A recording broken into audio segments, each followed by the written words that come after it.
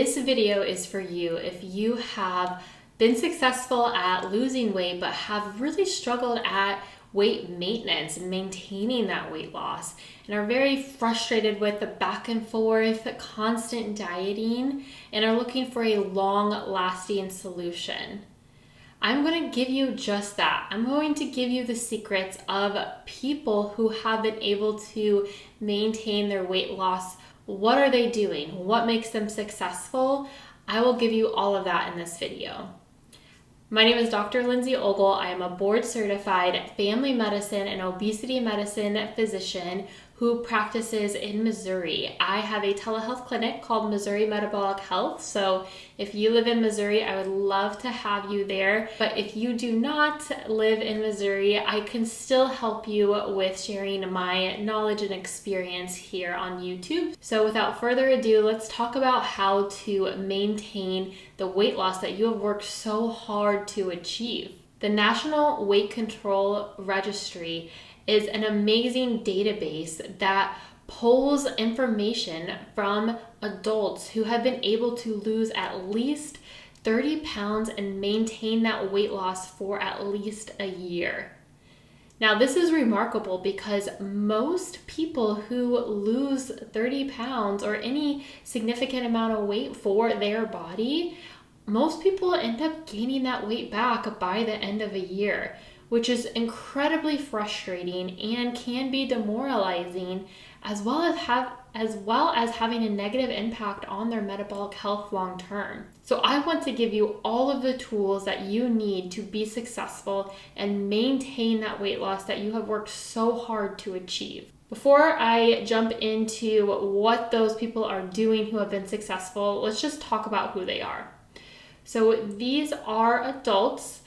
On average, the women are 45, and on average, the men are 49. About 80% women, 20% men. The participants in this registry have lost anywhere from 30 to 300 pounds and maintain that weight loss again for at least a year, but on average, 5.5 years. So what are they doing that is so successful? What is absolutely crucial to know is that 98% of participants modified their food intake in some way. So this is intuitive to us. We constantly hear you can't outrun a bad diet.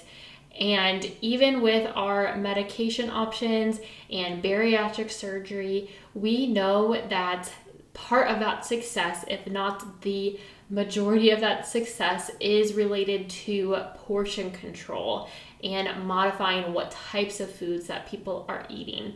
So that is mandatory. 45% of these patients were able to accomplish their weight loss and weight maintenance on their own. 55% utilized some sort of program. There was not one particular program that they were using in general. And that highlights that there is no right or wrong way to achieve your weight loss and weight maintenance. If you've tried doing it on your own, maybe it's time to join a program, and especially one that is focused on not only weight loss, but improving your health, because that is really what the goal here is. Another really important thing to note is that 94% of participants increased their physical activity, and the majority of this was done by walking.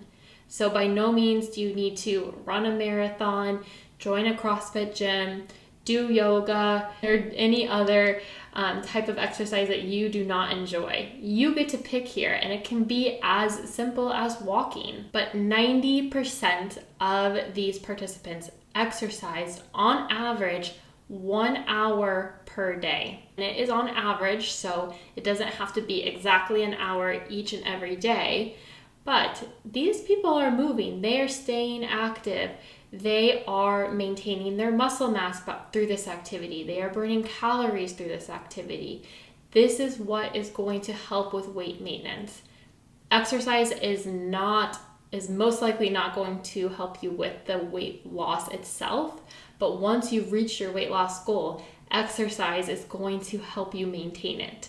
So while you're on that weight loss journey, it's important to start to develop the habit of exercise so that you can continue that during your weight maintenance journey so you can be successful. Next thing may come as a surprise to many people, and it is that 78% of participants ate breakfast every day. Intermittent fasting has become so popular that many people think that they have to skip breakfast or even eat once per day to be successful. And that is just not the case.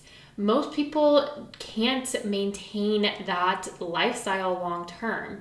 And again, our goal is not short-term weight loss. It is long-term health.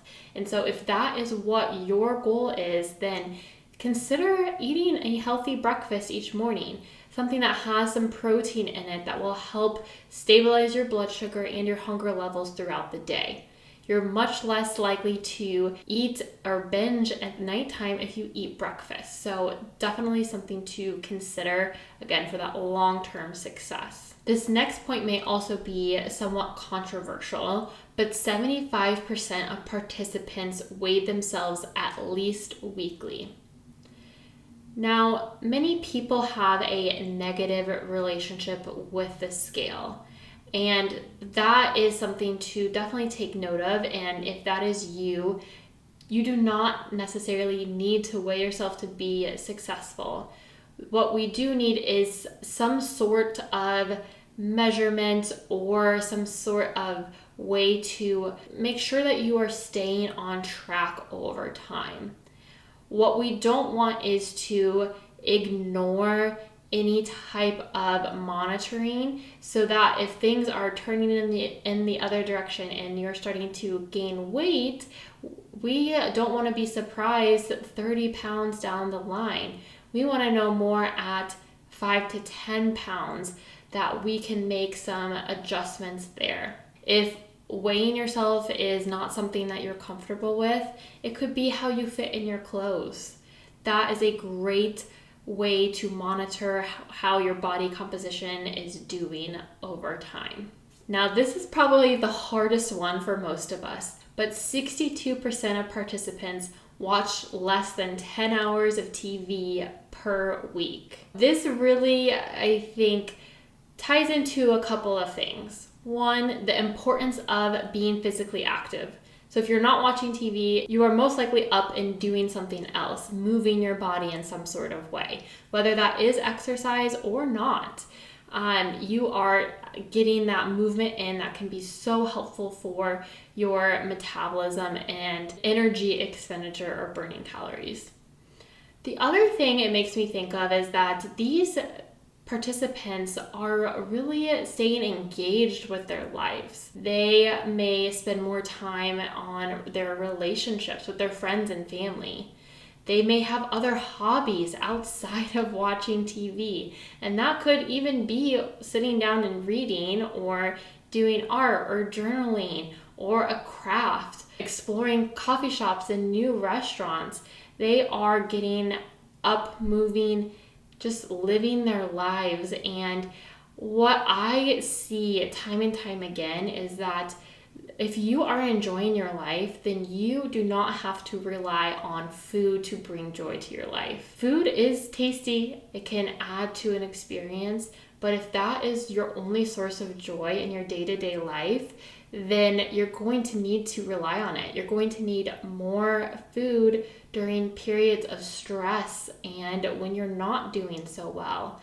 So if you are able to have other sources of joy, other things that you can lean on to, those relationships that you've built over time, that is going to help you cope through the struggles that life is inevitably going to bring to you if you have that developed, rather than turning to food during that time. And I'm going to add on an extra bonus tip here is that if you are using a medication for your weight loss, it is likely that you are going to need to continue that medication long term for your weight maintenance.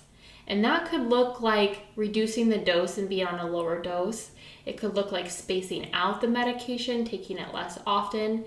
It may look like switching to a different medication, but whatever you do to lose weight, you usually have to continue to maintain that weight loss. And again, that makes sense if the medication is helping you to suppress your hunger. Once you take that medication away, your hunger is going to go back up. And it is never a bad or a wrong thing if you have gotten off a medication, you're noticing that your weight is coming back on, you can start the medication again. That is okay. Do not hesitate to reach out to your doctor for support and guidance during that time. I hope this helps. I hope more and more people are able to maintain that weight loss that they worked so hard for. You deserve it. You deserve health, happiness. But remember, do not wait for happiness and self-love for a certain body shape or size. You can have that now, but you can also want improved health for yourself. And with that self-love now, you'll be able to achieve that health and maintain it long term. It's been a pleasure talking to you. I look forward to seeing you next Monday when I release my next video. Stay healthy, everyone.